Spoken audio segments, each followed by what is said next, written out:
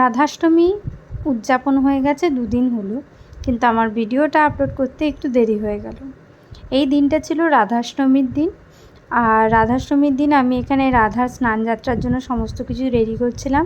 প্রথমে গঙ্গা জল নিয়ে নিয়েছিলাম। সেই গঙ্গা জলের মধ্যে অগরু, মধু, দুধ, ঘি আরও বিভিন্ন ফুল, সমস্ত কিছু যত রকমের ফুল ছিল আমাদের, যত রকমের মানে সাদা ফুল আর হচ্ছে গাঁদা ফুল ছিল, তুলসী পাতা ছিল, দুর্বা ছিল, আর সঙ্গে দিতে হয় তেল।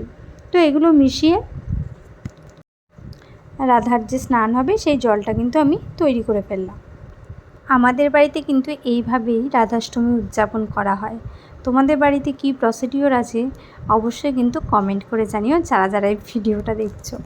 যাই হোক, দেখতে পাচ্ছ এখানে রাধাও কিন্তু তৈরি হয়ে গেছে। এবার আমরা হলুদ আর গিলা যে আমরা বেটে রেখেছিলাম, বেটে ঠিক না আর কি, চন্দন যে বাটা আছে সেই বাটার মধ্যে ঘষতে হয় গিলা আর হলুদটা। তারপরে আমরা সেটা গালে, হাতে, পায়ে সমস্ত জায়গায় দিয়ে দিলাম। এরপর কিন্তু যে স্নান যাত্রার জন্য যে জলটা আমরা রেডি করেছিলাম সেই জলটা দিয়ে এবার স্নান করিয়ে দিচ্ছি।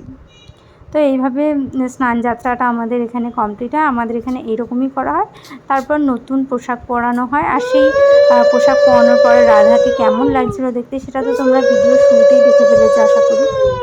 আর সঙ্গে আয়োজন করা হয়েছিল কিছু ভোগ, দেখতেই পাচ্ছ, পাটিসাপটা, তারপর হচ্ছে মালপোয়া, আর হচ্ছে আমার মায়ের হাতের তৈরি তালের বড়া।